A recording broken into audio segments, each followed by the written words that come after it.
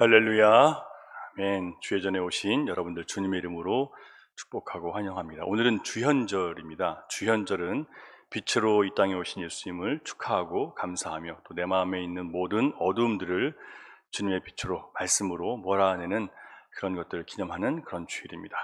오늘 함께 예배할 때 우리 안에 있는 모든 어두운 마음과 근심과 생각과 불안과 염려들을 말씀 안에서 다 몰아내는 그런 은혜가 있기를 주님의 이름으로 축복합니다. 다 함께 기도하며 주님 앞에 나가겠습니다. 일어나라, 빛을 발하라. 이는 네 빛이 이르렀고 여호와의 영광이 네 위에 임하였음이니라. 보라, 어두움이 땅을 덮을 것이며 캄캄함이 만민을 가리려니와 오직 여호와께서 네 위에 임하실 것이며 그의 영광이 네 위에 나타나리니 열방은 네 빛으로 왕들은 비치는 내 광명으로 나아오리라. 아멘. 하나님 감사합니다.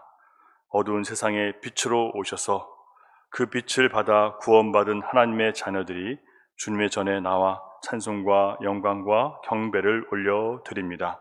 오늘 드리는 예배를 통해서 우리 마음에 도사리고 있는 모든 어두움과 또 근심과 부정적인 감정과 생각들을 몰아내 주시옵소서.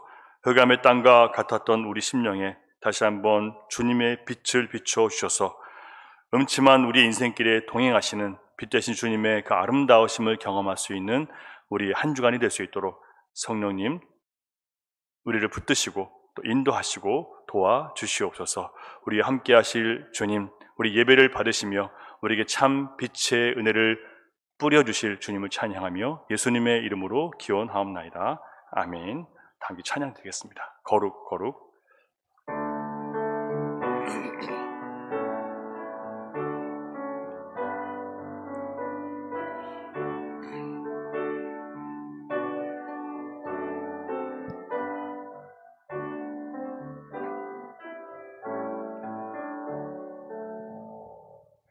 거룩 거룩 거룩 전능하신 주님, 이른 아침 우리 주를 찬송합니다.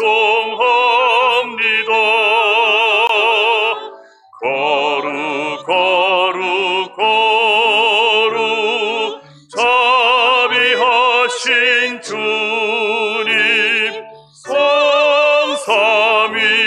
성삼위일체 우리 주로다. 거룩 거룩 거룩 주의 보좌 앞에 모든 성도 면류관을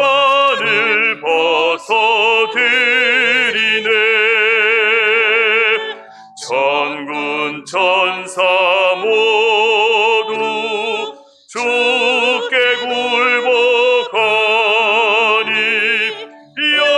영원히 위에 계신 주로다. 거룩 거룩 거룩 주의 빛난 영광, 모든 죄인 눈 어두워 볼 수 없도다. 거룩하신 이가 주님밖에 없네. 온전히 전능하신 주로다.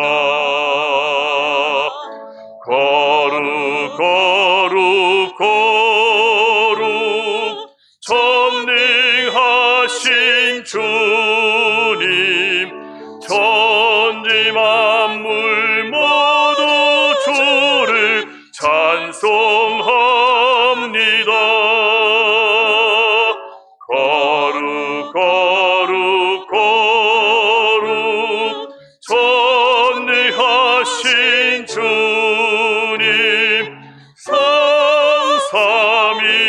성삼위일체 우리 주로다.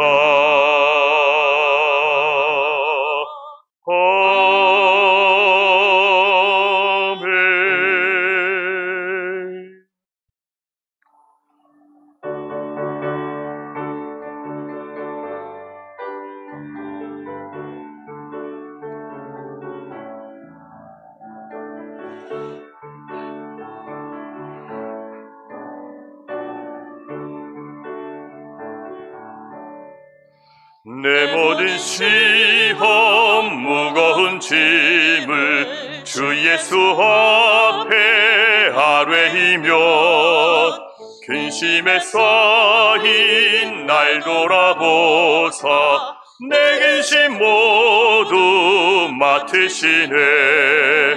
무거운 짐을 나 홀로 지고 견디다 못해 쓰러질 때 불쌍히 여겨 구원해 주리 은혜의 주님 오직 예수.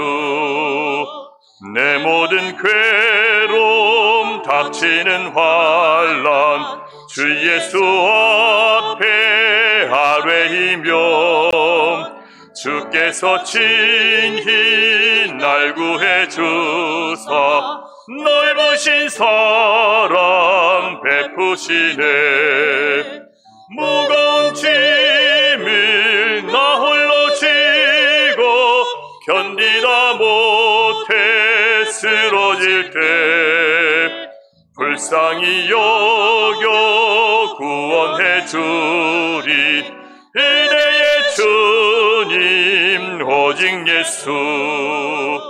내 짐이 점점 무거워질 때 주 예수 앞에 아뢰이며 주께서 친히 날 구해 주사 내 대신 짐을 져주시네.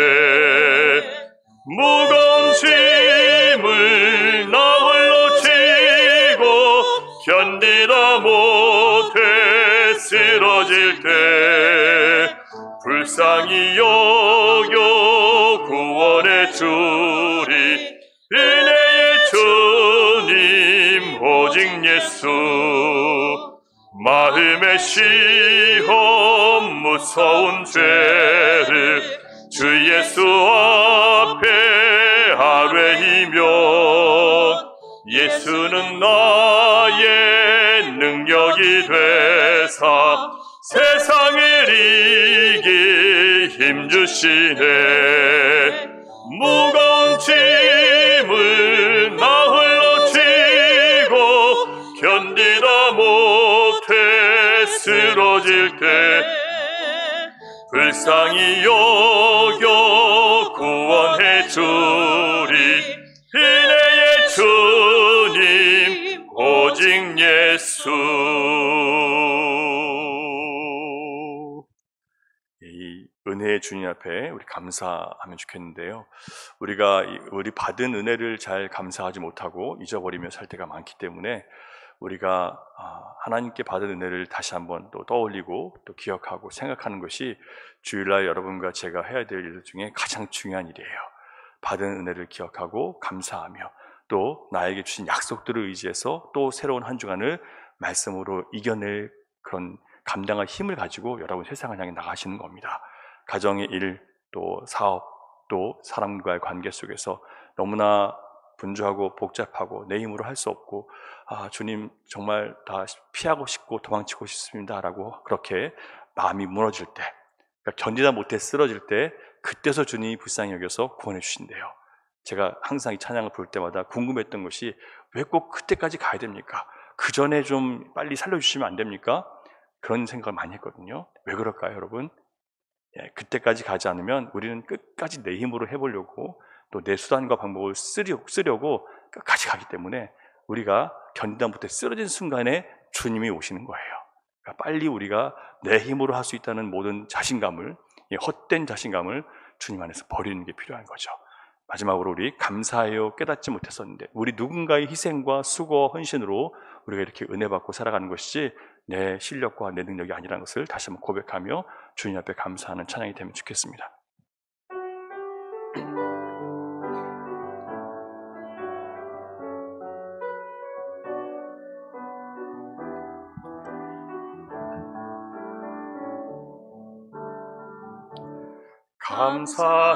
감사해요 깨닫지 못했었는데 내가 얼마나 소중한 존재라는 것 태초부터 지금까지 하나님의 사랑을 항상 날 향하고 있었다는 것 고마워요. 그 사랑을 가르쳐준 당신께 주께서 허락하신 당신께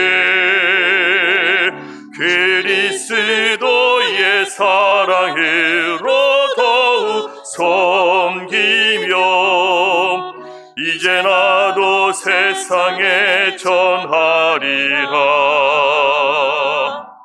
당신은 사랑받기 위해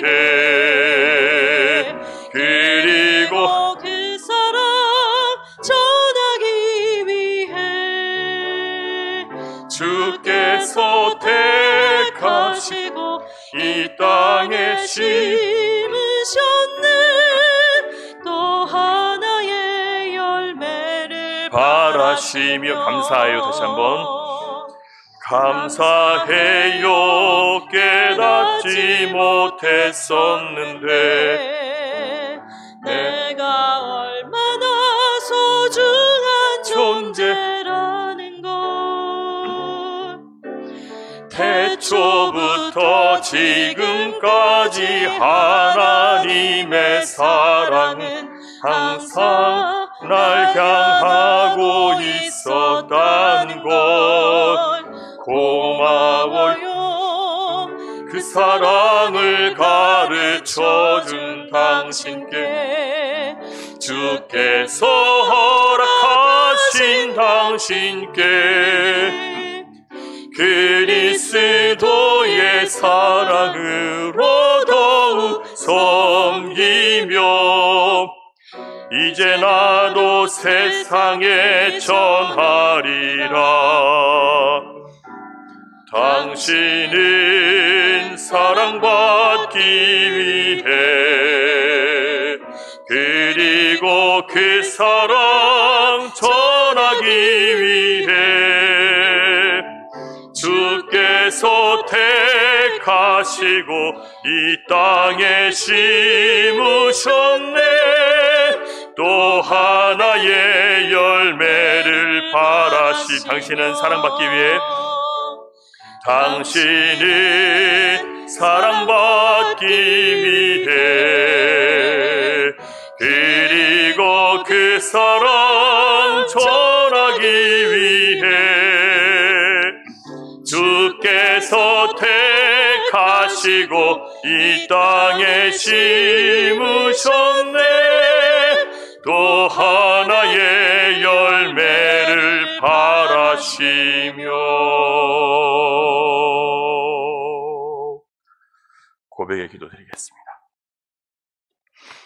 은혜로우신 우리 아버지 하나님, 이렇게 우리는 그리스도 십자가 은혜 안에서 하나님의 전부, 아니 하나님 그 자신인 아들을 내어주실 만큼 큰 사랑을 받았습니다.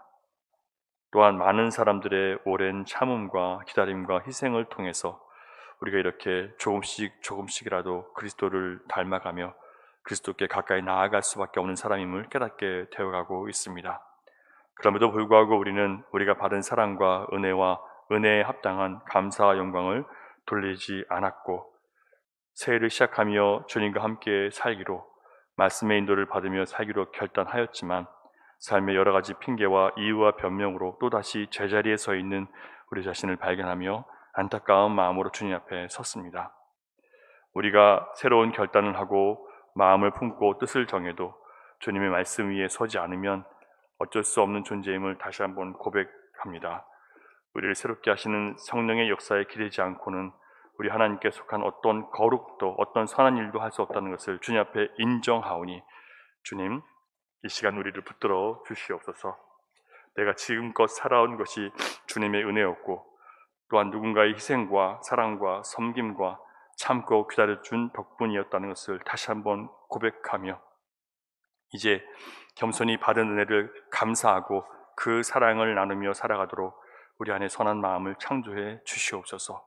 허물과 죄로 얼룩진 우리 마음과 미움과 시기, 악하고 음란하며 남을 해하고 착취하면서까지도 나의 이익을 추구했던 악한 생각을 주님 이 시간 온전히 부수어 주시옵소서. 다른 사람의 실패와 좌절을 통쾌했던 우리의 못된 생각들을 주님 그 선하신 말씀으로 드러내 주시고, 주님이 먼저 가신 그 십자가의 길, 그 선한 길을 외면하며 고집스럽게 내가 원하는 삶을 살았던 것을 주 앞에 회개하오니 주여 우리를 씻어 주시옵소서. 이제 이 모든 잘못을 주님 앞에 고백하며 십자가 보혈의 은혜로 우리가 지은 모든 죄악과 오염된 생각과 행동과 감정과 말을 주께서 씻어주시기를 원하오니 주여 새롭게 해 주시옵소서. 계속해서 하나님과 나만이 알고 있는 은밀한 죄악과 악한 습관들, 부끄러운 생각과 행동들에 대해서 침묵으로 고백하겠습니다.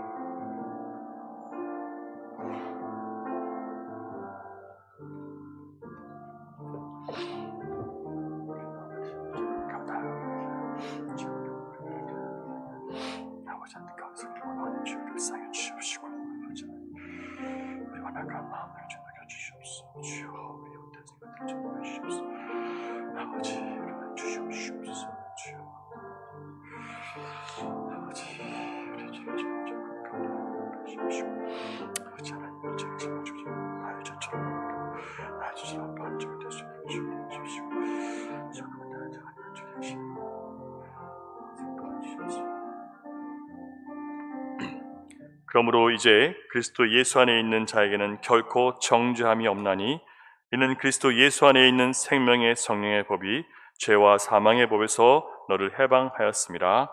아멘.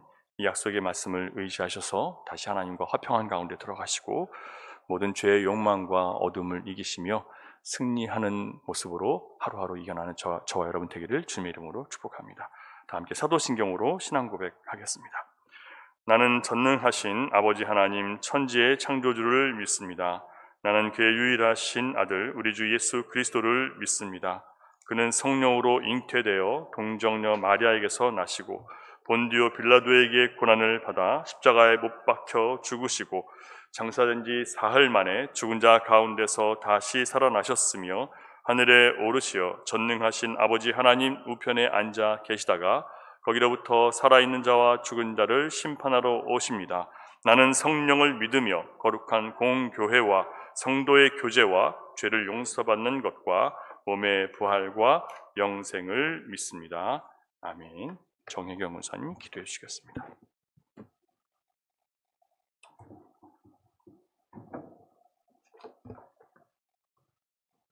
기도 올리겠습니다.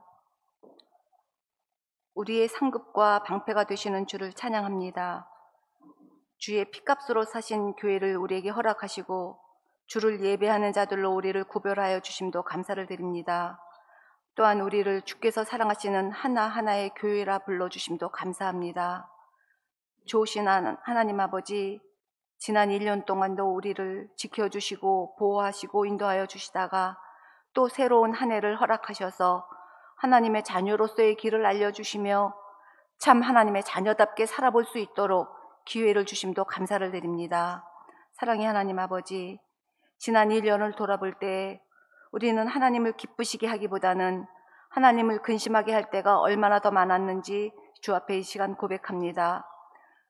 우리는 주께 모두 맡기고 내어드린 삶을 살아야 함에도 그것을 알면서도 우리 속에 숨겨놓은 쓴뿌리들이 쉬지 않고 나와서 나를 괴롭히고 공동체를 향하여 불평하고 분을 내며 미워하고 성령 하나님을 근심하게 할 때가 얼마나 많았는지 이 시간 주 앞에 회개합니다. 우리 속의 쓴뿌리들은 현실과 적당히 타협하고 살면 어떠냐는 마음을 불쑥불쑥 우리에게 줍니다. 좋은 게 아니냐고, 하나님이 세상을 다 만들어 주셨는데 좀 즐기며 살면 어떠냐고 우리 자신을 설득하려고 합니다. 그러나 하나님 아버지, 우리는 세상을 바꾸도록 부름받은 사람인 것을 깨닫게 하여 주시옵소서. 세상을 개혁할 책임이 우리에게 있음을 알게 하여 주시옵소서. 죄인은 포용해도 죄를 용납하지 않으며 사람들과 더불어 살지만 세상을 닮지 않기로 이 시간 결정하는 시간이 되게 하여 주시옵소서. 평생 하나님만 사랑하겠다고 마음먹은 처음 자리로 돌아가게 하여 주시옵소서. 처음 사랑을 회복시켜 주시옵소서. 거룩한 복음을 붙든 구별된 자로 어두운 세상에서 불을 밝히는 자로 살아가는 우리 모든 성도들이 되게 하여 주시옵소서. 우리를 불쌍히 여기시고 긍휼히 여겨 주시는 주님, 우리에게 허락하신 2023년에는 우리의 소망대로 예수 그리스도의 은혜와 지식 안에서 자라가는 성도와 교회가 되어서 하나님께서 보시기에 좋았더라 하는 칭찬받는 교회와 열린 시온교회 모든 성도가 될 수 있도록 하나님 축복하여 주시옵소서. 사랑의 하나님 아버지, 우리가 하나님의 자녀로 이 땅에 소망을 두지 않고 하나님께로 헌신된 자들로 먼저 하나님께 묻고 듣고 순종하여서 가나 혼인잔치에서 물도온 하인들만이 아는 그 비밀을 간직한 자들로 충성되게 살아가는 열린 시온교회 성도들이 모두 될 수 있도록 은혜를 더하여 주시옵소서. 하나님, 주께서 세우신 열린 시온교회를 기억하여 주시기를 원합니다. 어린 영화부로부터 노년에 이르기까지 출입을 지켜주시고 날마다 주품에 보호받는 은혜를 더하여 주시옵소서. 특별히 환우들의 건강을 강건으로 더딥혀 주시기를 소원합니다. 주의 치유하는 손을 잊지 않게 하시고 하나님께서 주시는 축복의 기회임을 알아서 병의 근원부터 마르게 하시는 주께 접붙이는 시간들이 되게 하여 주시옵소서. 병든 몸과 아픈 마음을 모두 주님 앞에 내려놓고 완전하신 치료자 되시는 주의 일하심을 보는 환우들이 되게 하여 주시옵소서. 하나님, 노부모님들의 건강을 지켜주시고 하나님께서 부르시는 그날까지 맑은 정신으로 주를 예배하고 찬양하는 노부모님들이 되게 하여 주시옵소서.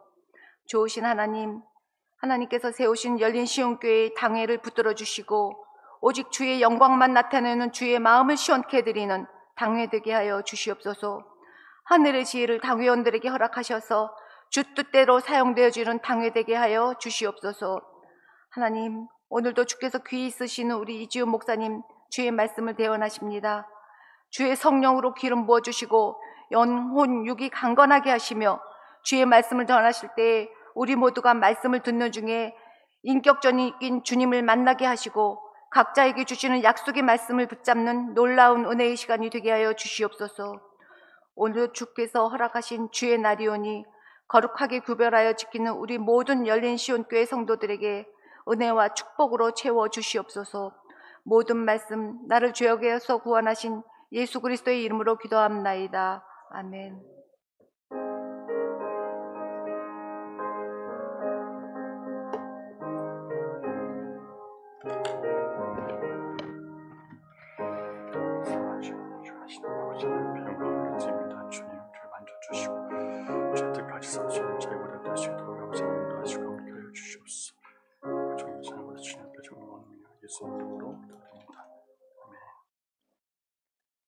교회 소식 알려드리겠습니다. 화면을 참조하시기 바랍니다. 2023년도 전교인 합동 예배가 있는데요. 특별 예배, 신년, 부활절, 추수감사절, 성탄절, 창립기념일 이렇게 5번이 우리 연합으로 함께 드리는 예배가 됩니다. 그래서 성도들이 온 교인이 함께 모여서 합동으로 예배를 드리게 되고요. 그리고 다섯째 주가 있는 주일은 월은 다섯째 주일날 함께 예배를 드립니다. 그래서 아이부터 어른들까지 총 9번 정도 함께 예배를 드리게 됩니다. 그래서 함께 예배를 드리며 교제하고 또 어린아이부터 어른에 이르기까지 그 어린아이 때부터 어른 예배를 참석하는 것은 되게 좀 좋은 훈련이 돼요. 그게 안 된 사람들은 자기 예배를 끝나고 이제 어른 예배를 가는 게 너무 어렵습니다. 훈련이 된 사람들은 어른 예배 참여하는 게 그렇게 어렵지 않고 또 잘 적응할 수 있게 되는데요. 훈련이 필요한 부분이니까 아이들 함께 그렇게 훈련을 받아 가도록 하겠습니다. 오늘부터 15일, 23일 주일 점심 식사 후에 1시 15분에 재직 헌신을 위한 세미나가 있는데요. 오늘은 우리 교회가 어떤 교회인지 또 우리 교회가 가는 방향이 무엇인지 우리 교회는 어떤 가치를 갖고 교회가 시작됐는지에 대해서 여러분과 함께 나누고 그리고 우리가 그러면 이런 교회가 되기 위해서 우리는 각자 어떻게 해야 되는지를 서로 나눌 수 있는 그런 시간을 가지려고 합니다. 그래서 오늘과 또 다음 주 3주간 동안 이제 또 그래서 집사는 권사는 또 장로는 어떤 직분을 갖고 있고 또 성도는 어떤 의무를 갖고 있는지 자세하게 배워 나갈 텐데요. 그래서 여러분 그렇게 아시고 식사 후에 참여하셔서 재직되시는 분들은 함께 참여하셔서 어떻게 우리 교회가 흘러가고 있는지를 보시고 또 우리가 어떻게 참여해야 되는지 함께 공부하는 그런 시간이 되면 좋겠습니다. 식사 후원 신청표를 식당 게시판에 붙였습니다. 특별히 축하하고 감사할 일이 있으신 분들 식사 후원 신청란에 자기에 해당하는 주간에 여러분 표시를 해주시면, 그리고 헌금 봉투에 식사 후원이라고 이렇게 기입하셔서 써서 헌금함에 봉헌해 주시면 그것을 가지고 우리 식당에서 잘 사용해서 더 여러분 풍성하게 음식을 나눌 수 있도록 할 텐데요. 그렇게 여러분 마음을 가지시고 특별한 감사한 일이 있으시면 식사 후원 헌금을 해주시면 좋겠습니다. 그리고 휴가를 떠나시는 분들은 각 구역장 당로님들에게, 권사님들에게 휴가 일정을 말씀해 주시면 좋겠습니다. 그래서 어떤 일 때문에 교회를 좀 빠지셨는지 우리 함께 알고 서로 또 걱정하지 않고 기도할 수 있도록 그렇게 해주시면 좋겠습니다. 이렇게 휴가를 떠나시는 분들은 꼭 알려주시고 떠나가시면 좋겠고요. 그리고 주중 예배 수요일 금요일 오후 8시 참석하셔서 말씀과 기도 가운데 성장해가는 그런 교회로 계속해서 자라나면 좋겠고요.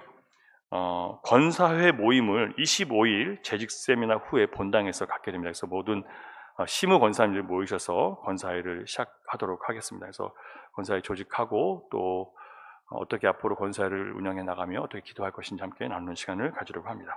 기억해 주시기 바랍니다. 25일 재직 세미나 후에 본당에서 모입니다. 그리고 각 선교의 원래회는 매월 둘째 주일에 해주시기 바랍니다. 우리 당회에서, 왜냐하면 다른 주마다 모든 활동들이 있기 때문에 겹치지 않게 하려면 둘째 주에 모든 선교회 함께 각자 원래를 해주시면 좋을 것 같아요. 물론 아이들이 그러면 어린 아이들이 있고 그래서 나는 빠질 수밖에 없어요 이렇게 하실 수 있는 분도 계시겠지만, 그러나 가급적이면 같은 날 이렇게 해주셔서 좀 이렇게 청년들이나 젊은 또 이렇게 선교에 참여하지 않으시는 분들에게 좀 아이를 좀 맡기시든지 하셔서라도 선교에 참여하셔서 여러분, 그리고 선교에는 아이 데리고 가셔도 됩니다. 그래서 가급적이면 참여하셔서 함께 여러분 어떻게 한 달을 우리가 사업을 하고 또 어떻게 함께 협력해 나갈지 준비하는 그런 시간들을 꼭 가져주셨으면 좋겠습니다. 예, 성경 읽기표 혹시 완성하시고 제출을 못하신 분들이 계시면 여러분 꼭 저에게 보내주시면 선물을 준비했으니까요. 말씀해 주시고, 지금까지 완성하시고 제출하신 분은 4분 계십니다. 강혜령 권사님, 김진선 권사님, 정옥자 권사님, 한상희 사모님 4사람인데요. 제가 볼 때는 제출을 안 하신 분도 계신 것 같아요. 제출하시면 작은 선물을 준비했으니 꼭 제출해 주시기 바랍니다. 그리고 22년도 52주간 예배를 개근하신 분이 계세요. 김미자 권사님은 한 번도 빠지지 않고 예배를 참석했습니다. 다른 분들도 다 특별한 일이 있어서 못 오시면 집에서 하시고 예배를 드렸지만 그래도 여기까지 빠지지 않고 오신 분은 김미자 권사님 한 분 계셔서 함께 여러분 좀 축하해주고, 또 이게 대단한 일은 아니지만 그러나 우리가 예배를 현장에서 드릴 수 있다는 것도 큰 은혜입니다. 그래서 여러분 그렇게 아시고 우리가 건강한 몸으로 예배의 자리를 잘 지킬 수 있도록, 그리고 부득이해서 여러분 휴가를 가시거나 그렇게 해서 예배를 드릴 수 없을 경우도 꼭 여러분이 영상을 통해서 예배를 참석하셨다는 것을 알려주시면 출석부에 기록이 돼요. 여러분 한 해의 출석부가 있어요. 그래서 얼마나 여러분들이 많이 빠지셨는지 구멍이 숭숭숭 나와 있습니다. 그래서 여러분 여러분들이 말씀을 해주시면 그게 출석 나가서도 예배를 드렸다라고 우리가 확인할 수 있고요. 그리고 주일 예배 한 번은 여러분 우리 굉장히 중요한 시간이라는 것을 우리가 알고 예배 참석에 좀 힘을 다해 주시면 좋겠습니다. 예, 성경 일기표와 달력 아직 가져가지 못하신 분들 꼭 찾아가시기 바랍니다. 이상입니다. 하나님 우리 주시는 말씀 창세기 22장 1절부터 18절, 자 19절까지 말씀을 보도록 하겠습니다. 예, 창세기 22장 1절부터 18절까지 말씀. 예, 여러분 눈으로 따라오시면서 함께 읽겠습니다. 예, 방송 틀어주세요.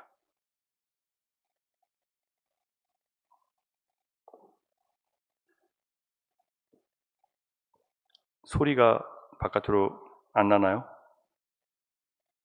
예, 자 그러면 우리가요 화면은 같이 좀 따라와 주세요. 화면으로요. 우리 읽겠습니다. 시작. 그 일 후에 하나님이 아브라함을 시험하시려고 그를 부르시되 아브라함아 하시니 그가 이르되 내가 여기 있나이다. 여호와께서 이르시되 내 아들 내 사랑하는 독자 이삭을 데리고 모리아 땅으로 가서 내가 네게 일러준 한 산 거기서 그를 번제로 드리라.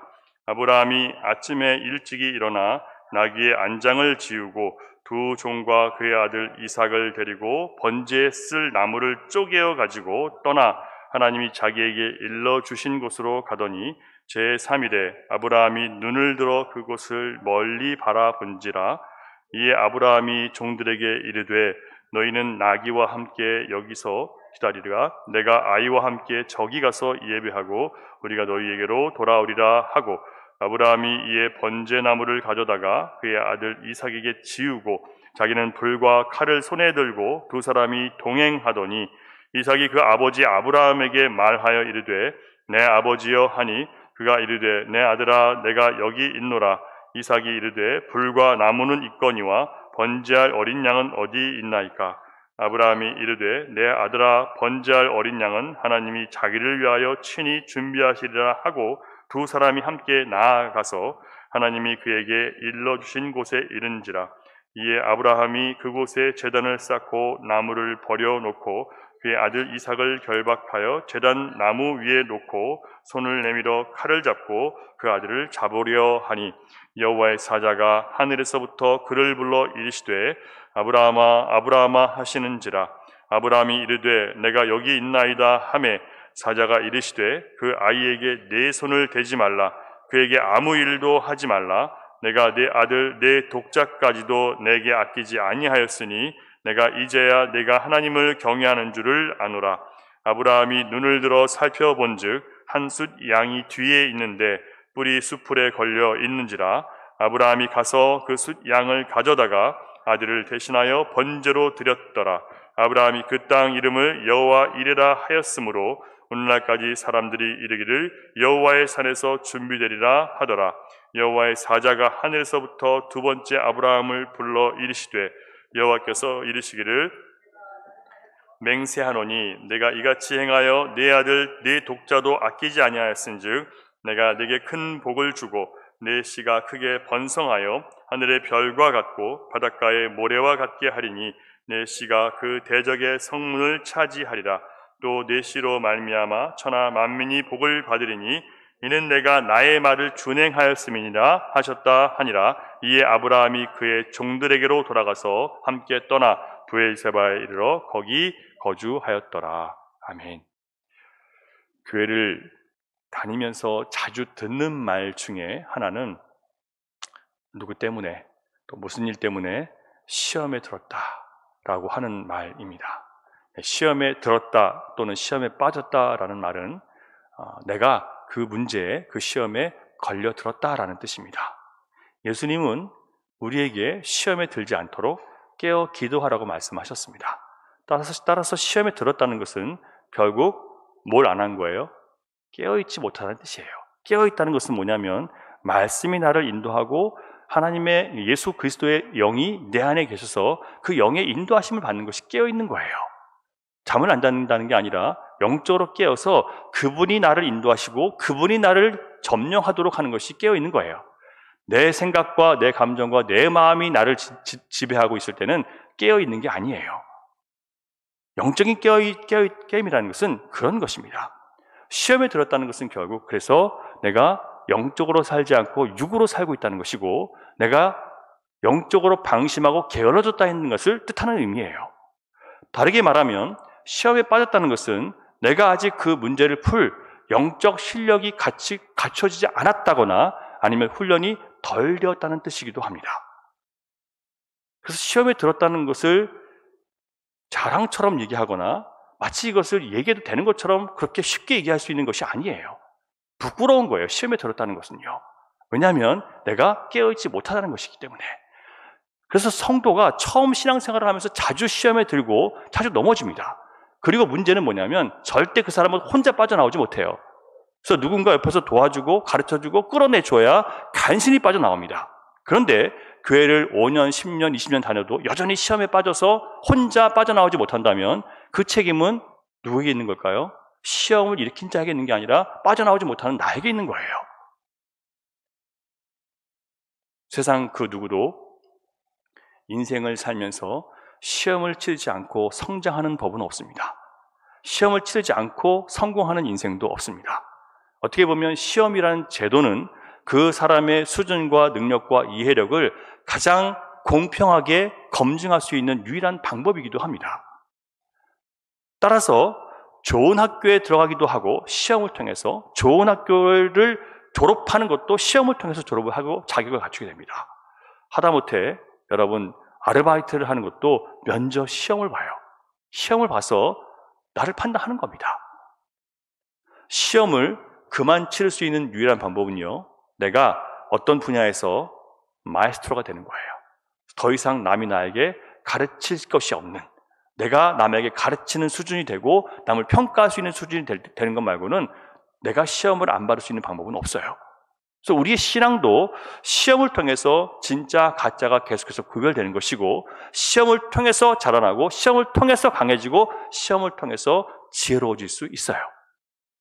그래서 시험은 모든 신자들의 신앙이 자라나기 위해서 반드시 필요한 것입니다.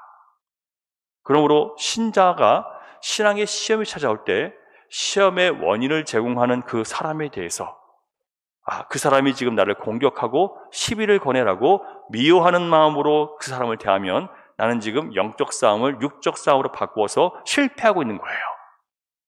그게 육으로 지금 대처하고 있는 거예요.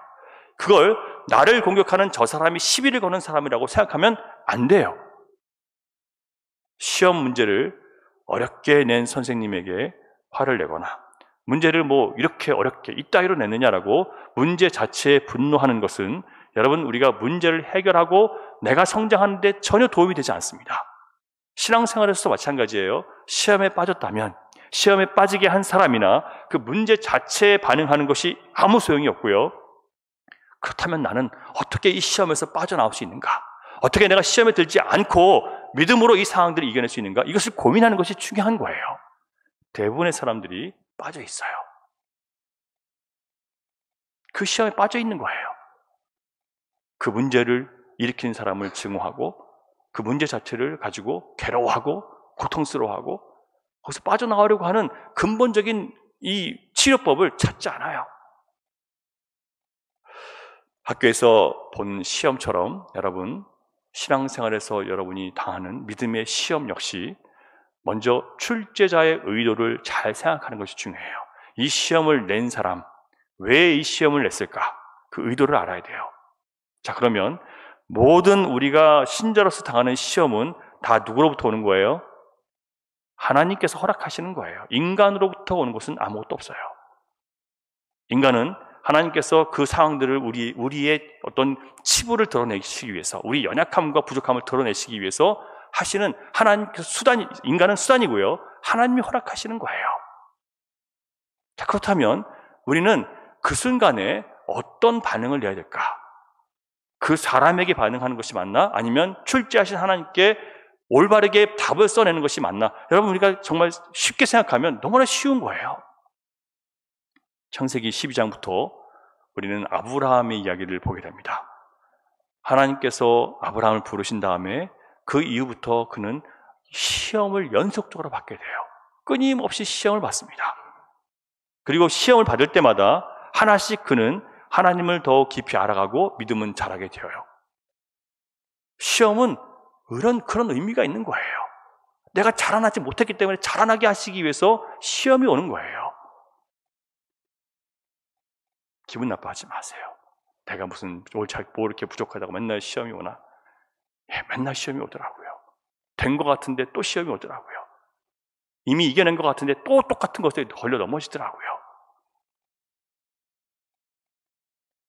자, 그렇다면 결국 하나님이 시험을 허락하시는 이유는 우리 믿음의 성장이라고 할 수 있는데, 오늘 말씀에 등장하는 시험은 좀 너무하다 싶지 않습니까? 사람 고귀한 목숨을 갖고 하나님 그러시면 안 되는 거 아닙니까? 그런 생각이 들 수 있어요. 하나님이 우리보다 생명을 덜 귀하게 여기셔서, 아니면 정말 이삭이 탐나서 하나 남은 아브라함의 아들을 제물로 바치라고 하신 것일까요? 사람을 제물로 바치는 우상 숭배자들의 제사를 하나님이 기뻐하셨나요? 어떻게 하셨습니까? 그런 사람들을 반드시 죽이라고 저주하셨어요. 사람을 죽여서 신에게 바친다는 것은 내가 다른 사람들을 희생해서라도 내가 원하는 것을 받겠다는, 신에게 내가 원하는 것을 받아내겠다는 아주 이기적인 이기심의 극치가 바로 누구를 죽여서 내가 복을 받고자 하는 거예요. 하나님이 그런 걸 좋아하셨을까요? 그런데 이런 시험을 아브라함에게 요구하시는 거예요. 그래서 우리는 많은 질문과 이 본문을 보면서 의심과 불편한 감정을 갖게 되는 거죠. 그리고 이 말씀은 아브라함이 얼마나 믿음이 좋은 사람인지 우리에게 보여주시기 위한 의도가 아니에요. 그리고 이 아브라함을 좀 본받아라라고 그런 의도로 주신 말씀도 아니에요. 왜냐하면 우리가 이런 명령을 받으면 여러분 순종하겠습니까? 정말 여러분 자식을 재단에 올려놓고 묶어놓고 목을 그어서, 여러분 칼을 들어서 목을 그어서 피를 흘리는 거예요. 그래서 잡는 거예요. 그리고 여러분 불을 지피겠습니까? 우린 죽어도 안 할 거 아니에요. 그렇죠? 하나님을 떠나는 한 있어도 우리는 안 한단 말이에요. 그럼 하나님께서 정말 그걸 요구하셨을까요? 근데 마치 우리는 그런 믿음을 내가 통과한 것처럼 스스로 생각하고 있는 거예요. 그렇지 않거든요. 왜 이런 시험을 아브라함에게 하나님은 허락하신 것일까? 이 본문에서 우리는 도대체 무엇을 배울 수 있을까? 1절을 보시면 그 일 후에라는 말씀으로 시작되는 것을 볼 수 있습니다. 자, 그러면 그 일이 무엇인지 좀 궁금하지 않으세요? 예, 궁금하면 21장을 보시면 나와요. 21장을 보면 뒤쪽에 보시면 아비멜렉, 그 가나안 땅의 이 블레셋 사람인데, 블레셋 땅의 왕이 아비멜렉인데요, 아비멜렉의 군대 장관 비골이라는 사람이 아브라함을 찾아왔습니다. 그래서 서로 평화롭게 지내자고 맹세하는 장면이 나와요. 그래서 21장 31절을 보면 아브라함과 아비멜렉이 브엘세바에서 서로 맹세했다라고 기록되어 있습니다. 아브라함은 이제 가나안 땅에 들어가서요, 자기 땅이 아니라 남의 땅에 얹혀 살았잖아요. 처음으로 이제 남의 땅에 더부살이하는 신세를 벗어나서 떳떳하게 그 약속을, 그 주민과 약속을 하고 그 땅의 주민 대우를 받게 된 거예요. 무슨 얘기냐면 남의 나라에 들어갔는데 거기서 드디어 영주권을 받아서 법적인 보호를 처음 받게 된 거예요. 그전까지 뭐였어요? 언제든지 쫓겨날 수 있는 상황이에요. 그래서 우물 때문에 맨날 싸우다가 쫓겨나요. 야, 이 땅은 우리 땅이니까 네가 파쳐도 우리 우물이야. 쫓겨나는 거예요. 여러분이 가게를 열고 사업을 해놨는데 갑자기 정부에서 찾아와서 이거는 우리나라니까 너 나가라고 한 거 똑같은 거예요. 여러분의 생명줄을 끊어버린 거예요. 그런데 드디어 영주권을 주고 당신도 여기서 일할 수 있는 자격을 줬다는 거죠. 이런 은혜를 지금 받은 건데, 더 놀라운 게 뭐냐면요, 아브라함이 영주권을 좀 주세요라고 얘기한 게 아니라 아비멜렉이 먼저 찾아와서 우리가 당신에게 영주권을 주겠습니다라고 먼저 얘기하는 거예요. 이런 일이 어디 있습니까? 그렇죠? 그 나라에 가서 법도 잘 지키고 세금도 잘 내고 잘 살아내야 그러면 당신도 우리나라에 살 자격을 주겠습니다라고 영주권을 주지, 그렇지 않고 그냥 영주권을 주는 경우가 어디 있어요? 그런데 아비멜렉은 찾아와서 먼저 우리가 영주권을 줄 테니까 우리는 서로 화목하게 잘 지내자, 이렇게 얘기를 합니다. 왜 그랬을까요? 성경 기록 보면 아비멜렉은 아브라함을 창대하게 하시는 하나님을 두려워하는 마음을 가진 거예요. 무슨 일을 하더라도 잘 되게 하시고 무슨 일을 하더라도 하나님이 함께 하시는 것을 보게 된 거예요. 그래서 그와 평화롭게 지내는 것이 나에게 복이라고 생각하며 평화의 조약을 맺자고 한 것입니다. 아브라함은 이 일을 기뻐했어요. 그리고 나서 뭘 해냐면 21장 잠깐 보겠습니다.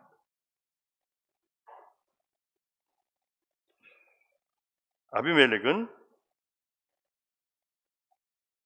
27절 먼저 읽어보겠습니다. 시작.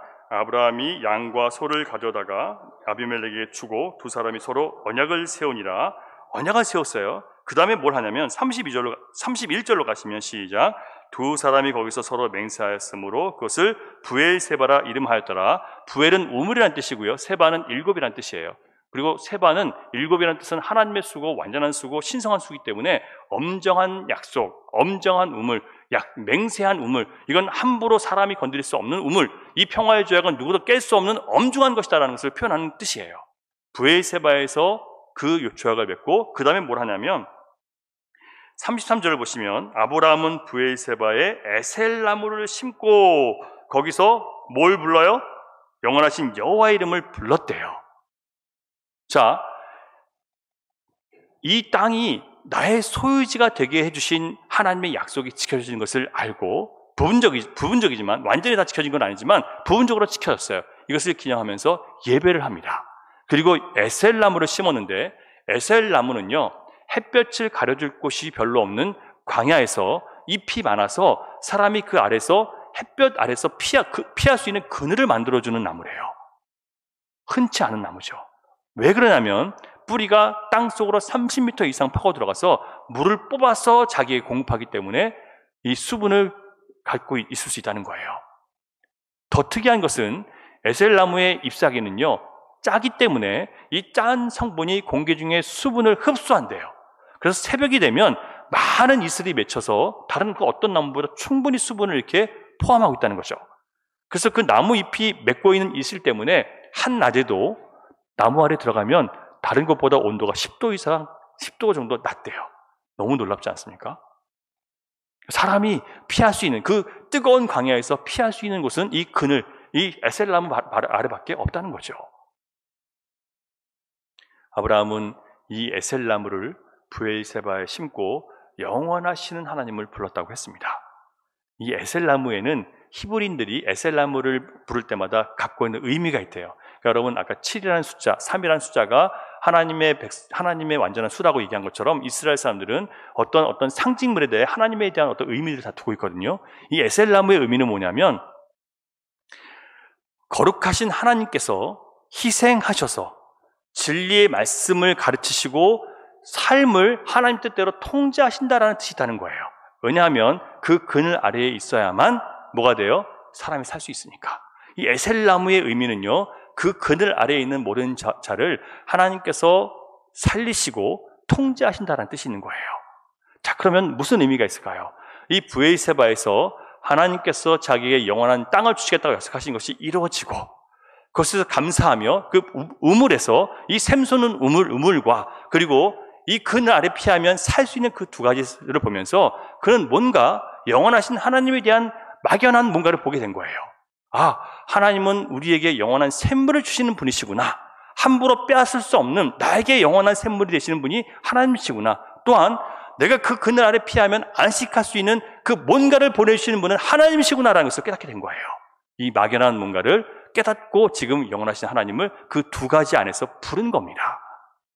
바로 지금 그 일 후에라는 말씀이 바로 이런 것들을 체험하고 깨달은 후에 하나님께서 그를 시험하시는 거죠. 자, 그렇다면 막연히 뭔가를 깨닫긴 했는데 그게 뭔지 정확히는 몰라요.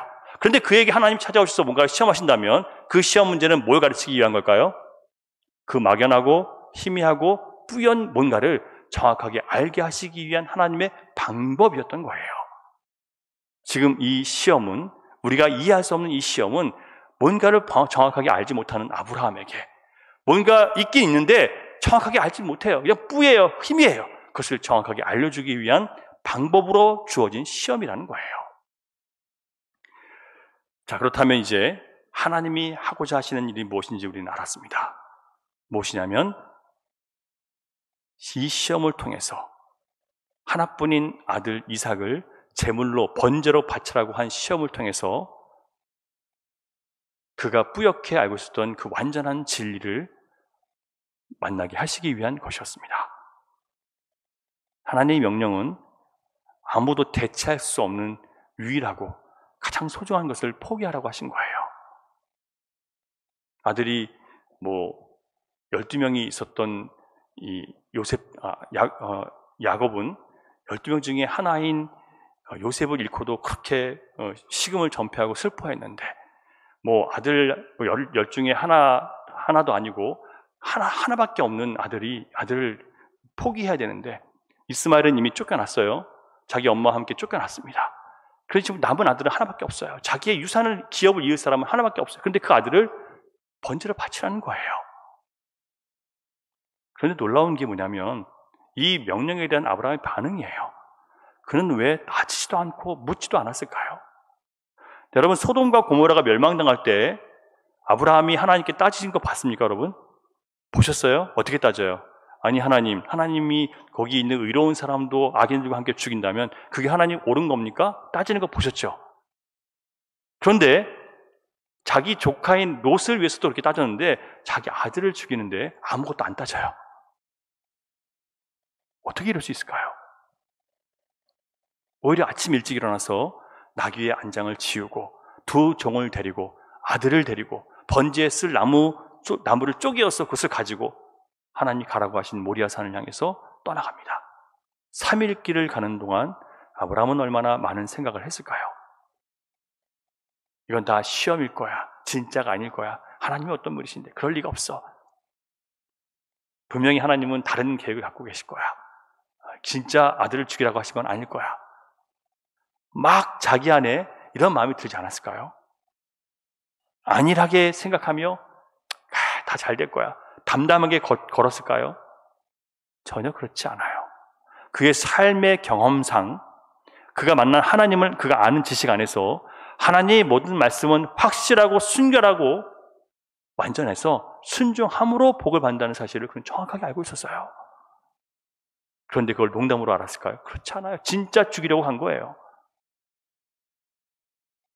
그래서 아브라함은 다 시험이니까 순종하는 척만 해도 하나님 다 알아서 해결해 주실 거야. 이런 마음이 아니었어요. 진심이었어요. 5절을 보면 산 아래 도착해서 종들은 데리고 올라가지 않습니다. 혹시 종들이 뭐라고 할까봐 아브라함이 노망이 들어가지고 자기 아들을 죽이려고 한다고 말릴 수 있을 거 아니에요. 그래서 종들을 안 데리고 올라가는 겁니다. 저 같으면 어떻게 했을까 생각하니까 종들을 데리고 갈 수 있을 것 같아요. 데리고 와서 내가 막 정말 순종하는 척 하는데 종들이 나를 말리는 거죠. 그래서 내가 내려와서 하나님, 난 정말 그러려고 했는데 종들이 말려서 못했어요. 이런 핑계라도 대려고 데리고 올라갔을 것 같아요. 아주 인간적이니까. 아브라함은 데리고 올라가지 않아요. 9절을 보면 아브라함이 산에 올라가서 제단을 쌓은 다음에 그의 아들 이삭을 결박해요. 묶어버리는 거예요. 저항하지 못하도록. 이미 나이가 16, 17세 더 자랐다고 얘기하는 사람도 있어요. 힘이 있어요. 자기를 불태울 나무를 치고 올라갔어요. 산에 힘이 있어요. 그런데 아버지가 결박하는데 그냥 가만히 있어요.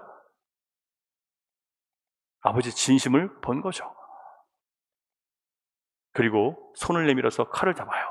그 아들을 잡으려고 할 때 정말 아들을 죽이려고 칼을 목에 들이댄 거예요. 그는 하나님 말씀 앞에 진심이었습니다. 시험은 장난이 아니에요. 시험은 조금 당하다가 그냥 내가 잘 하는 것 같으면 그냥 넘어가 주는 시험이 아니에요. 정말 지독한 시험들이 많이 있어요. 왜 지독할까요? 우리가 그렇게 지독하게 말을 안 듣기 때문에 시험이 지독한 거예요.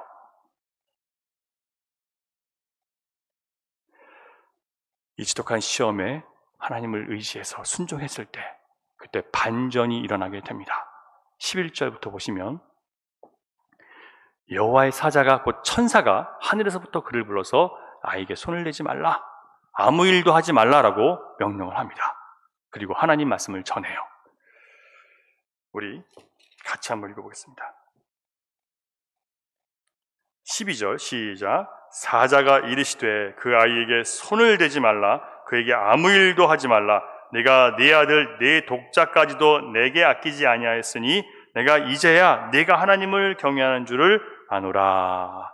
이제야 알겠다는 거예요. 진심으로 말씀에 순종하는 모습을 보니까 네가 정말 하나님을 경외한다는 것을 알았다는 거예요.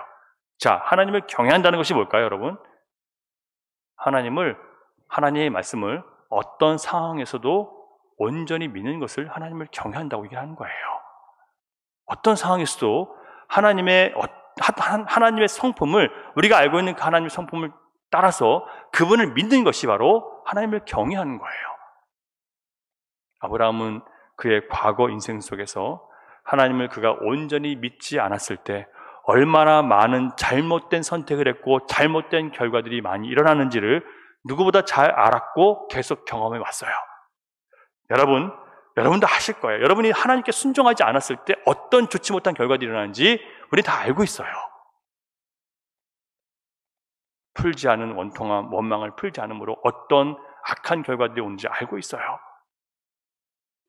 아브라함은 이것을 경험했기 때문에 하나님 말씀 앞에 그대로 순종하지 않으면 나에게 어떤 고통이 온지를 알고 있었던 거예요. 그리고 그 고통을 통해서 하나님이 알려주신 것은 뭐냐면 하나님 말씀 앞에 믿음으로 순종하면 반드시 그것이 나에게 복으로 돌아온다는 것을 알고 있었던 거예요. 무엇보다 아브라함은 그 일 후에라고 했던 것처럼 그 일 뭐였어요? 영원한 생명의 물을 준비하신 하나님, 그 그늘 아래 피하는 사람들은 영원한 안식처에 들어가게 된다는 그 하나님을, 그 주시는 하나님을 만났기 때문에 100세에 낳은 아들 이삭이라도 번제로 드리는 것을 조금 더 주저하지 않을 수 있었던 것입니다. 하나님은 훈련시켜 가시는 거예요. 하나님을 체험으로 만나지 못한 사람의 눈에는 하나님의 이 명령은 말도 안 되고 잔인할 수밖에 없어 보입니다. 거기에 순종하는 아브라함은 그냥 미친 노인네처럼 보일 뿐이에요. 그러나 수많은 믿음의 시험으로 훈련을 받았던 아브라함은 이 말도 안 되는 명령 가운데 하나님의 선한 뜻과 아름다운 복음의 비밀이 있다는 것을 경험적으로 알고 있었던 거예요. 이런 지독한 시험 문제를 내시면서까지 하나님께서 나타내고자 하셨던 선한 뜻은 무엇일까? 왜 이렇게까지 해야만 하셨을까? 다시 12절을 보겠습니다.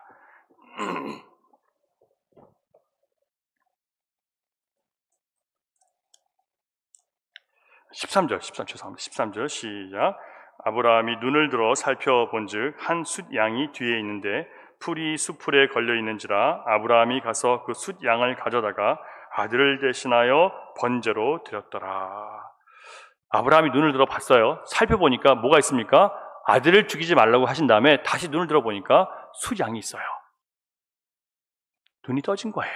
하나님 앞에 온전히 순종했더니 눈이 떠졌는데 숫 양이 걸려있는 수풀에 걸려있는 게 보여요. 그러면 수풀에 걸려있었던 숫 양이 아브라함이 아들을 죽이기 전까지는 없었을까요? 없었을까요, 여러분? 갑자기 와서 걸렸을까요? 걸려 있었던 거죠. 근데 못 본 거죠. 근데 이제 보는 거예요. 하나님 보게 하신 거죠. 왜? 순종한 자에게만 보여지는 믿음의 역사들이 있는 거예요. 순종하지 않은 사람은 절대 못 봐요. 하나님은 그걸 지금 가르쳐 주시는 거죠. 하나님이 원하셨던 것은 자기 아들까지 바치는 아브라함의 엄청난 믿음, 그 희생을 보고자 하는 것이 아니었어요. 만일 그것이었다면 아들 이삭을 바치도록 허락하셨어야죠. 하나님은 아브라함이 이삭을 잡기 위해서 들었던 칼을 멈추셨고 그 순간 아들 대신 수풀에 걸려있는 수양을 보게 하셨습니다. 아브라함은 아들 대신 그 수양을 번제로 하나님께 드립니다. 하나님이 원하시는 것은 우리의 목숨보다 귀한 자식을 죽여서 나를 향한 너의 충성을 보여달라? 그것이 아니었습니다. 어떤 문제와 시험이 와도 하나님은 우리 영혼을 위해서 결국 선한 일을 하신다는 것을 믿는 믿음을 가지고 그 상황 앞에서 넘어지지 말라는 거예요. 흔들리지 말라는 거예요. 하나님의 선하심을 믿잖아. 하나님의 전능하심을 믿잖아. 하나님이 하실 그 은혜를 너는 알잖아. 그러니까 그것을 믿고 지금 보이는 것 앞에서 무너지지 말자는 거예요. 그게 하나님이 보기를 원하시는 믿음인 거예요. 나는 그렇게까지 수고하면서도 예배를 드렸습니다. 난 그렇게까지 희생하면서도 하나님께 나의 삶을 드렸는데요. 그걸 원하는 게 아니란 말이에요. 억울한 일을 당하고 문제 앞에서 마음이 상하고 괴로워도 이 모든 것이 하나님께서 허락하셨으며 나에게 유익하게 하시기 위해서 주신 하나님의 선한 뜻이며 나를 예수 그리스도께 가까이 나가고 그분을 만나게 하시고 그분과 연합하게 하시기 위한 하나님의 뜻이라고 믿고 받아들일 때 바로 거기서 그는 여호와 일에 친히 준비하신 하나님을 경험적으로 만나게 되는 거예요. 인간이 자기 몸을 상하게 하고 죽도록 노력하면 복을 주시고 자식을 바칠 만큼 헌신하면 특별한 능력과 선물을 주신다고 생각하는 그런 사람들이 많이 있습니다. 그러나 하나님은 오직 우리의 믿음만 원하십니다. 어떤 믿음이요? 어떤 믿음이요? 누구를 향한 믿음이요?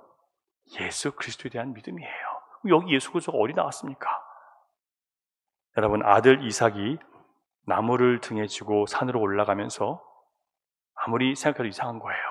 불과 나무는 있는데 번제할 어린 양은 어디 있습니까? 8절 보시면요, 아브라함이 대답해요. 아브라함이 이르되 내 아들아, 번제할 어린 양은 하나님이 자기를 위하여 친히 준비하시리라. 하나님이 자기를 위하여 친히 준비하시는 거예요. 나의 구원을 위해서 내가 할 일은 아무것도 없고요, 하나님이 친히 준비하시는 거예요.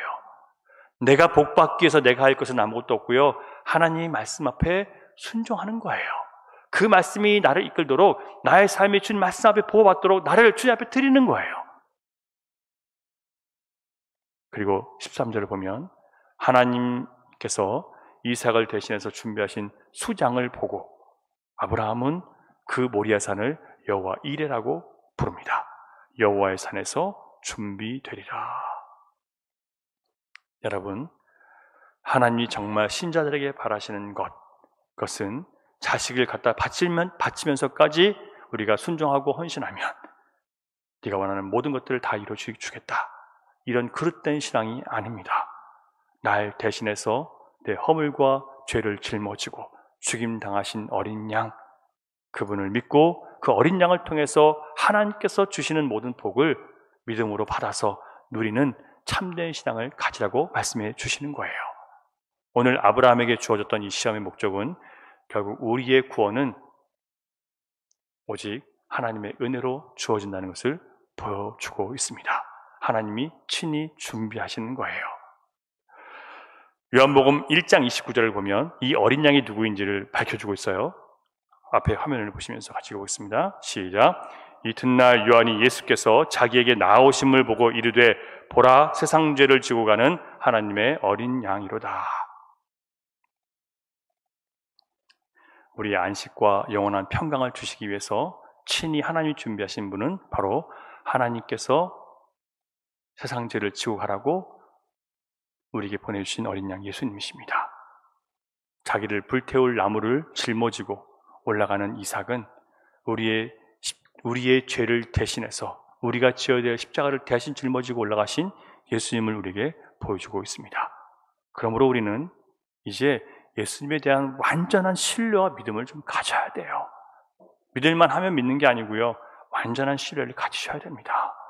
내가 보니까 될 것 같으면 믿고요, 안 될 것 같으면 그냥 아닌가 보다라고 하지 마시고요, 온전한 신뢰를 여러분 가지셔야 됩니다. 우리는 생각합니다.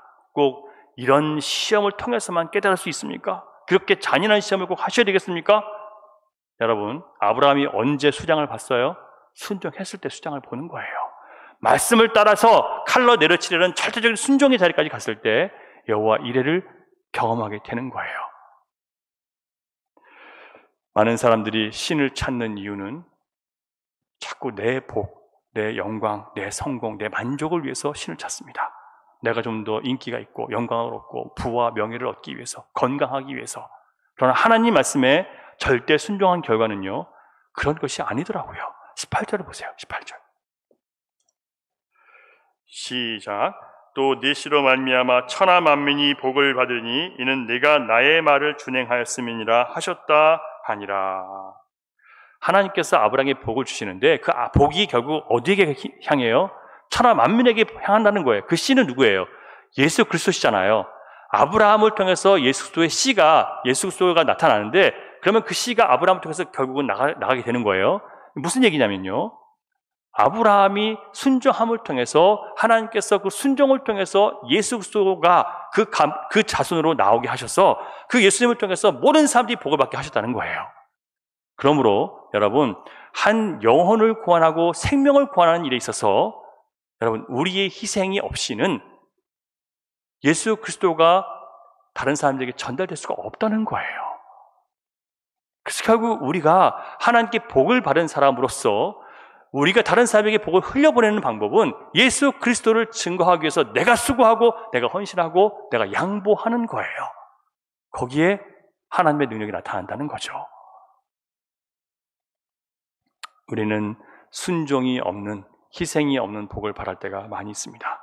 그러나 하나님은 하나님을 경외함으로 절대 복종하고자 하는 마음이 우리에게 있기를 원하십니다. 여러분, 우리의 신앙이 자라나고 또 다른 생명을 낳고 죽은 영혼을 살리는 사람이 되려면 하나님 말씀에 대한 우리의 순종이, 그것도 온전한 순종이 항상 깃들어 있어야 합니다. 제가 목사가 되고 나서 제일 속상하고 억울했던 부분이, 목사였기 때문에 아이들이 겪어야만 했던 어려움들, 아직 어린애들인데 한국에서 아르헨티나로 오고 미국으로 다시 가서 2년 3개월 있다가 다시 한국으로 가고 또 2년 만에 아르헨티나로 다시 오고, 사춘기였던 저희 아들 같은 경우에는 학교에 적응 못해서 뭐 겉돌고 문제아처럼 방황하고 그런 시간도 있었어요. 제가 여러 번 말씀드렸어요. 어렸을 때는 칭찬받고 사랑받았던 아이가 어느새 공부 못하는 문제아가 되어서 막 그냥 화를 부르고 혼을 내야 되는, 그게 막 진짜 못된 아이가 돼버린 거예요. 그게 돌아보니까 그게, 이 아이는 모든 것이 결국은 아빠가 그렇게 자꾸 돌아다니니까 이렇게 된 거 아니냐라고 저에게 원망을 하는 거예요. 아빠가 그러지 않았으면 내가 잘 적응하고 내가 친구를 사귀만 하면, 내가 적응할 만하면 또 아빠가 옮기는데 내가 어떻게 잘할 수 있냐고 나한테 막 이렇게 화를 냈는데 뭐라고 할 수가 없는 거예요. 너무 가슴이 아프고 슬프더라고요. 하나님, 왜 그러셨습니까?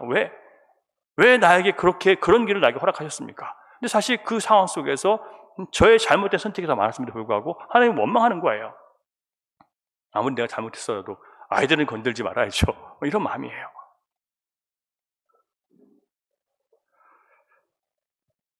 어느 순간 하나님께서 저보다 제 아이들을 더 많이 사랑하신다는 믿음을 주신 거예요.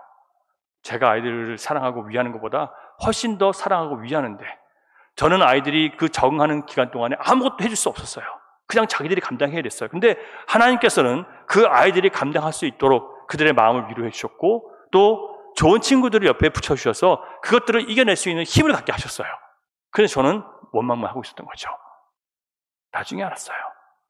책임지지 못하는 무능한 아빠보다 하나님은 더 완전하셔서 그 아이들을 마음을 만져주시고 책임지고 계시다는 것을, 그리고 제가 볼 때 방황했던 그 아들의 모습이 결국은 그 시간이 필요했기 때문에 하나님 허락하신 시간이었다는 것을 알게 하시면서 제가 어느 순간부터 제 아들이 받는 고난과 괴로움을 기쁨으로 받아들일 수 있는 마음이 되었어요. 여러분, 자기 자식이 고난받고 어려움 당할 때 그걸 기뻐할 수 있는 사람이 있습니까, 여러분? 가슴이 찢어지게 아프죠. 그런데요, 하나님께서 허락하신 것이고 그 아들을 사람 만들기 위해서, 하나님의 것으로 만드시기 위해서 하시는 것이라고 믿게 되니까요, 더 이상 아프지 않아요. 하나님이 이기게 하실 것이고 더 좋은 은혜로 채우실 것이라는 그 선하심을 믿기 때문에 아프지 않게 되더라고요.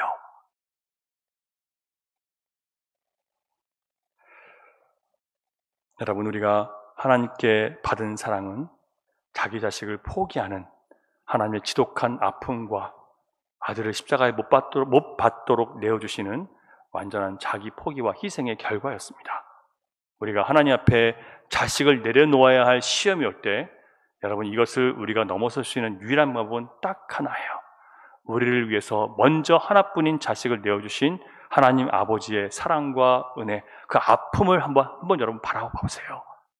하나님이시기 때문에 괜찮은 게 아니에요. 우리보다 더 큰 사랑을 갖고 계신 분이에요. 더 많이 아프셨다는 뜻이에요. 더 많은 저주를 자기에게 쏟아 부으셨다는 뜻이에요. 하나님이신데 그 거룩하신 분이 더 많은 죄를 뒤집어 쓰셨다는 거예요. 얼마나 고통스러우셨겠습니까? 그런데 우리는 하나님께 왜 내 아들을 이렇게 힘들게 하냐고, 왜 내 자식을 그렇게 아프게 해야 되냐고 과연 원망할 수 있을까요?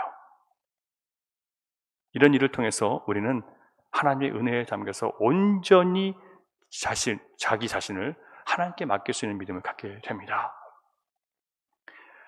여러분, 결국 하나님은 시험을 통해서 궁극적으로 여호와의 산에서 친히 준비하신 아들 예수 그리스도를 우리가 더욱 깊이 만나기를 원하시는 거예요.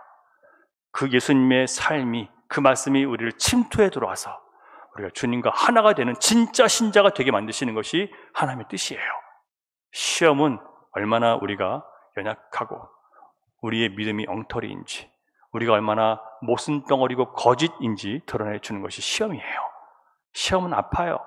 시험을 우리가 예수 그리스도로 채워지지 않고는, 하나님 말씀을 따라서 온전한 순종을 드리지 않는 존재가 되어서는 절대 이 시험은요, 우리 곁에서 떠나지 않습니다. 사도 바울은 믿음은 시험을 받아야 된다고 했습니다. 우리의 믿음은. 그래서 모든 신자에게 시험이 와요. 그래서 주님은 시험에 들지 않는 법을 가르쳐 주셨죠. 마태복음 26장 41절 같이 읽습니다. 시작. 시험에 들지 않게 깨어 기도하라. 마음에는 원이로되 육신이 약하도다 하시고. 시험을 넘어서는 단 한 가지 방법, 하나님의 약속을 믿고 기도하는 거예요. 예수님은 사단의 세 가지 시험을 하나님 말씀으로만 이기셨습니다. 기도는 그 말씀이 우리 안에 자리 잡게 하고, 언제든지 시험이 왔을 때 그 말씀으로 우리가 대적할 수 있는 능력을 갖추는 것이 바로 기도입니다. 시험을 이기는 방법은 예수님처럼 하나님 말씀 앞에 사로잡히고 하나님 뜻 앞에 온전히 자신을 복종시키는 것입니다. 하나님 외에 그 어떤 것도 그 마음을 흔들도록 허락하지 않으신 것이 예수님이 하신 일이에요. 사랑하는 여러분, 시험을 이길 다른 방법은 없어요. 혼자 아무리 끙끙 싸매고 괴로워해도, 또 남들에게 아무리 내 억울함과 서운함을 호소해도 시험은 더 깊어질 뿐이지 결코 벗어날 수가 없어요. 그러므로 시험이 왔을 때 꼭 기억하시기 바랍니다. 모든 시험은 우리의 구원을 위해서 이 땅에 오신 하나님이 친히 준비하신 아들을 더 깊이 만날 수 있는 선한 기회다. 믿으십니까, 여러분? 모든 시험은 우리를 위해서 하나님께서 준비하신 영원한 샘물이시며, 또 안식처가 되시는 그 예수 그리스도, 그분을 만나는 선한 기회다라고 믿으시기 바랍니다. 그리고 기도하며 말씀의 약속을 붙잡고 모든 시험을 주님 안에서, 은혜 안에서 이겨나가는 저 여러분 되면 좋겠습니다. 우리 잠깐 같이 좀 기도하겠습니다. 여러분, 시험이 올 때마다 어떻게 반응하셨습니까? 사람을 미워하고 증오하고 그 사람 때문이라고 원망했습니까? 아니요. 그 모든 시험을 허락하신 분은 하나님이시고 사람들은 그저 도구일 뿐입니다. 그 시험을 이길 수 있는 방법은 하나님 친히 준비하신 어린 양 예수 그리스도, 그분을 만나는 것이에요. 그분에게 사로잡히는 것이고 그분의 삶이 나의 삶이 되는 것밖에 없다고 하셨습니다. 예수님은 그렇게 하나님 말씀 앞에 사로잡혔기 때문에 모든 시험을 이기셨던 것처럼 우리는 말씀에 사로잡혀야 시험을 이길 수 있습니다. 근데 우리는 사람들에게 내가 호소하고 또 다른 사람들의 위로를 들으면 그 시험을 벗어날 수 있는 것처럼 또 사람을 찾아다녔습니다. 헛된 거예요. 여러분, 신앙을 오랫동안 생활했음에도 불구하고 여전히 시험에 빠지고 혼자 넘어서지 못한다면 그건 내가 잘하지 못했다는 증거입니다. 여러분, 기도합시다. 하나님, 내가 이렇게 어리석고 연약합니다. 혼자 시험에서 빠져나올 수 있는 능력도 없고 주님을 붙들고 일어날 수 있는 힘도 없는 그런 연약한 자입니다. 주님, 나를 불쌍히 여겨 주십시오.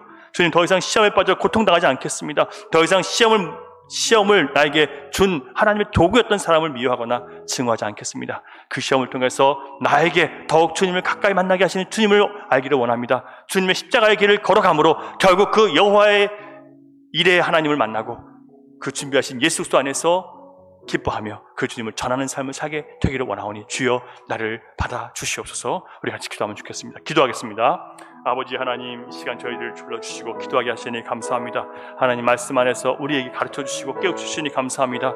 하나님 말씀은 생명의 말씀이 우리 마음 깊은 곳을 어루만지시며 우리를 깨우치는 말씀이십니다. 주님, 여호와 일에 친히 준비하신 하나님께서 아들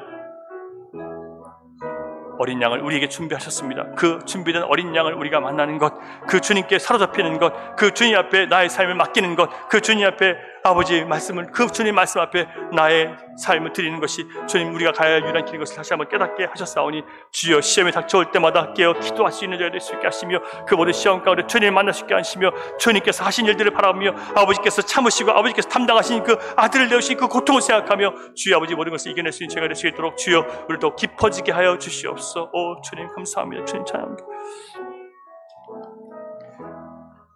안개 속에서 안개 속에서 주님을 보내 아무도 없을 것 같던 그곳에서 손 내미셔서 나를 붙드네 길 잃고 쓰러져 가던 그곳에서 주 말씀하시네 내 손 잡으라고 내가 곧 길이요 진리 생명이니 나 그 길을 보내 주 예비하신 곳 다른 길로 돌아서지 않으리 예수의 길, 그 좁은 길 나는 건네 주 손잡고 그 무엇도 두렵지 않네 주님 주신 약속 내게 있으니 세상의 길, 그 험한 길 승리하네 성령으로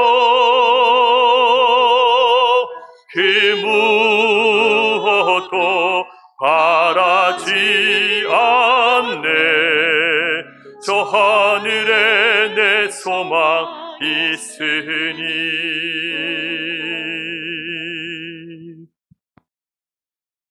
이제는 우리 구주 예수 그리스도의 그 지극한 은혜와 아버지 하나님의 하나뿐인 독생자 그 아끼시고 사랑하시는 아들을 내어주신 그 강력한 사랑과 성령님의 감화, 감동, 교통, 역사, 위로, 인도하심이 이제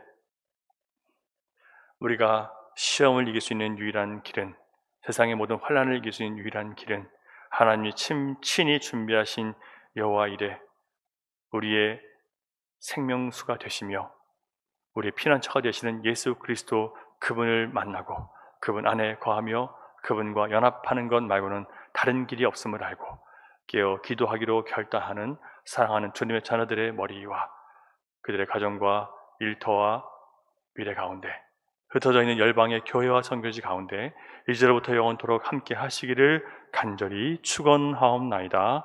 아멘.